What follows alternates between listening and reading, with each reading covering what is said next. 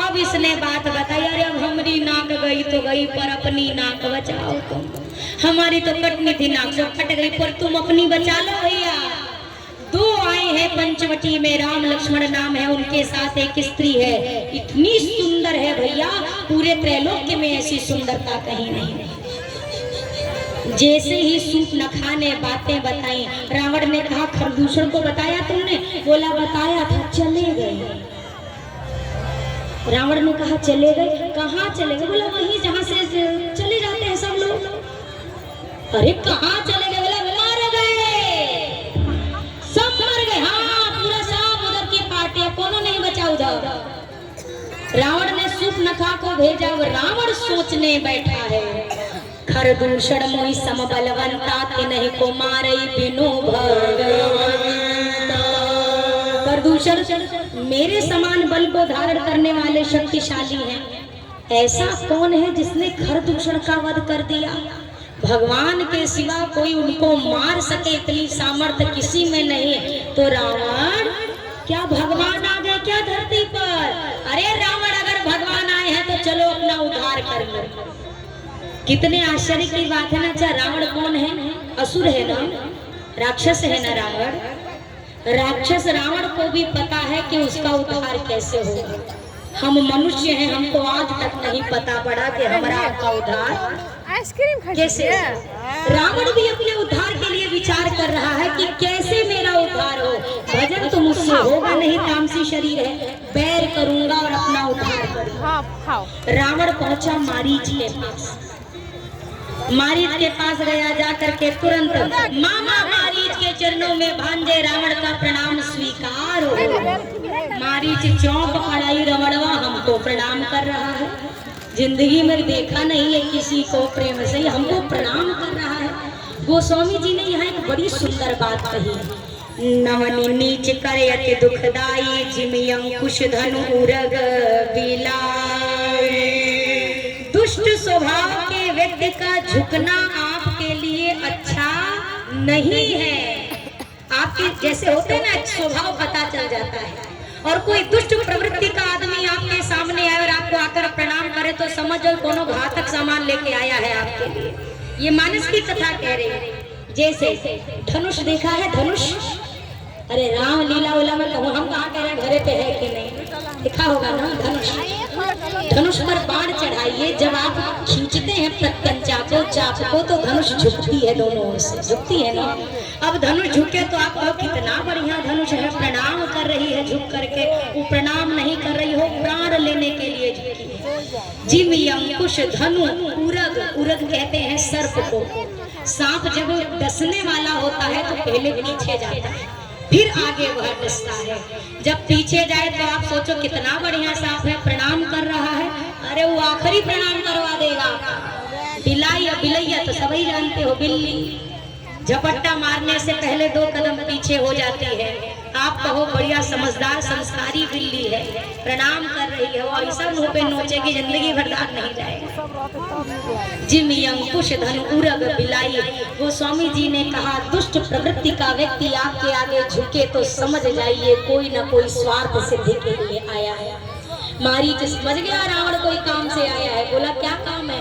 बोला पंचवटी में 2 आए हैं युवा कुमार, राम और लक्ष्मण नाम है, साथ में एक स्त्री है। तुम सोने का मृग बनो और मैं उनकी भार्या का हरण करूंगा। राम लक्ष्मण सुनते ही चौंक गया, मारीच का पूरा शरीर कांप गया। बोला राम, तुमने राम कहा? रावण, अरे हाँ हाँ राम ही तो कहा। अयोध्या वाले राम? अरे हाँ भाई वही राम। दशरथ जी के पुत्र राम? अरे हाँ भाई वही राम। मारीच ने कहा पगला गए हो रावण, तुम्हारी मति मारी गई है। अरे उनके बल को मैंने देखा है, बक्सर में था मैं, और बिना फर का बाण मारा तो मॉरिशस के किनारे आके पड़ा हूँ। तुम उनकी बात कर रहे, तुम उनकी शक्ति नहीं जानते। रावण ने कहा प्रवचन सुनने नहीं आया, काम करो।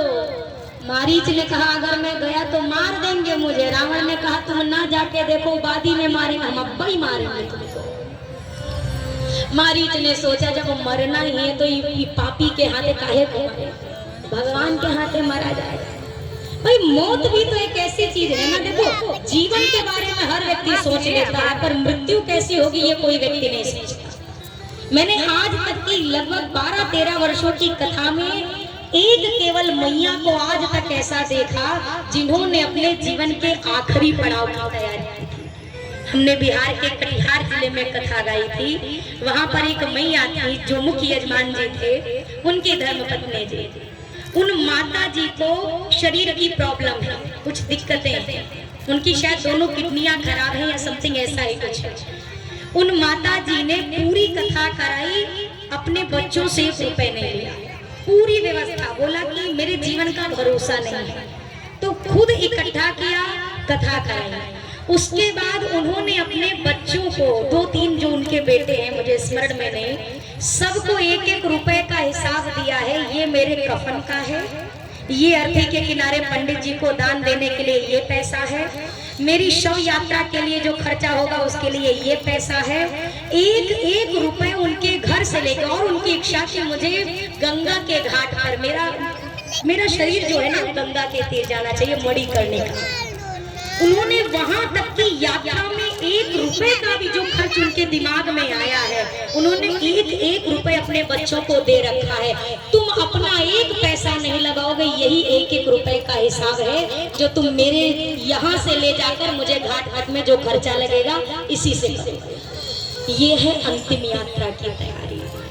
हमने शादी के लिए कपड़े खरीदे, विवाह के लिए खरीदे। आज हमारे मुंह पर अगर कोई हमारी मृत्यु का नाम ले देना, जैसे अभी चाहे मैं हूँ चाहे आप हो, कोई भी हो, अगर हम कह दे साधारण में भी, अरे जिंदगी का क्या भरोसा, अगर मर गए तो जो सामने हमारा अपना होता, पागल हो ऐसे बोला जाता है, शुभ शुभ बोलो। अरे बोलने से थोड़ी ना शुभ होगा, मरना तो है, ये है, कहने से थोड़ी ना मृत्यु टल जाएगी। हमने मृत्यु को एक ऐसी चीज बना दी है कि अब व्यक्ति मृत्यु की वास्तविकता से भागता है, ये मृत्यु को स्वीकार नहीं करना चाहता। और यही कारण है, जब तक इंसान याद नहीं रखेगा कि मुझे एक दिन मर जाना है, तब तक वो धर्म से दूर रहेगा, उसके बुरे कर्म उससे अलग होने वाले नहीं। किसी भी व्यक्ति को बता दिया जाए भैया 5 दिन बाद तुम मर जाओ, कोई भी व्यक्ति हो, 5 दिन बाद आपकी आखिरी सांस, 5वें दिन अंतिम है, अब वो व्यक्ति 5 दिनों के अंदर किसी से द्रोह नहीं करेगा, किसी से झगड़ा नहीं करेगा, किसी से बैर लेकर नहीं जाएगा। क्यों? जब जब क्रोध जगेगा वो कहेगा अरे 5वें दिन तो मर जाना है यार, क्या झगड़ा करके जाना, अरे अब 3 ही दिन तो बचे हैं, 3 दिन तो सुख से मैं जी लूं, 2 दिन तो अब बाकी रह गए, अब क्या किसी को नाराज, जिससे नाराजगी होगी उससे भी जाकर गले मिल लेगा। भैया जो भूल चूक हो गई हो माफ करना, अब 2 दिन का वक्त है मेरे पास। ये क्यों कर रहा है? मौत की याद है। और जिस पल व्यक्ति मौत को भूल गया, अब वो बिल्कुल जैसे वो एक होता है ना घोड़ा, एक घोड़ा एकदम मतवाला सा घोड़ा जो बिल्कुल लगाम जिसकी छूट जाए वो भागता है, वही हालत हमारी हो जाती है। मृत्यु का स्मरण रहे। रावण से कहा मारीच ने, अगर मरना है तो मैं भगवान के हाथ मरूंगा। और मारीच सोचते जा रहा है, अच्छा ही है रावण चला आया मेरे पास, दुनिया राम के पीछे पीछे भागती है, मैं हिरण बन के आगे आगे भागूंगा, और जिसके पीछे दुनिया भागती है वो राम मेरे पीछे पीछे भागेंगे। मैं मरूंगा नहीं इतनी जल्दी, मैं थोड़ी देर भागा करूंगा, फिर खड़े हो जाया करूंगा, फिर एक बार मरने से पहले राम को देख लिया करूंगा, फिर भागा करूंगा, कितना अच्छा होगा। सोचते सोचते मारीच पहुंच गया। जो सीता जी अभी राम जी के साथ है, ये वास्तविक सीता जी है कि परछाई है, प्रतिबिंब है? क्या है? प्रतिबिंब की। अग्नि परीक्षा की बात बहुत लोग कहते हैं, अरे राम जी ने सीता जी की अग्नि परीक्षा ली। भैया परीक्षा नहीं थी, वास्तविक सीता जी अग्नि में विराजमान कराई गई थी। तुम पावक वहां करहु निवास, और प्रतिबिंब की सीता जी को साथ लिया गया। क्यों? आपको स्मरण में हो धनुष, शिव धनुष, शिव धनुष का प्रण कैसे लिया था जनक जी ने? धनुष के स्थल की किनारे किनारे सफाई होती, पर धनुष के नीचे का भाग शुद्ध नहीं था। एक दिन किशोरी जी को सेवा का अवसर मिला। किशोरी जी ने कहा, माँ मैं स्वच्छ करके आती हूँ धनुष स्थल को। किशोरी जी ने देखा पूरा स्थान तो साफ है, पर धनुष के नीचे का भाग स्वच्छ नहीं है। मेरी किशोरी जी ने वो 6 वर्ष की आयु में ही, छोटी सी आयु में, अपने बाम कर से बाएं हाथ से धनुष को उठाया, नीचे का पूरा भाग स्वच्छ करा, धर दिया। जनक जी आए, आश्चर्य किया, हजारों हजार सेवकों से जो धनुष नहीं उठता, ये किसने स्वच्छ किया? पता चला वैदेही ने किया है। समझ गए ज्ञानी जनक जी, ये साधारण नहीं है, ये आदि शक्ति है, और आदि शक्ति मैं उसी के हाथ में सौंपूंगा जिनकी यह सदा से अर्धांगिनी रही है। इसीलिए वही प्रतिज्ञा करी, जैसे मेरी किशोरी ने वाम कर से उठा लिया, तो जो भी राजा इस शिव धनुष को उठा लेगा, उसी से मैं अपनी वैदेही का विवाह कराऊंगा।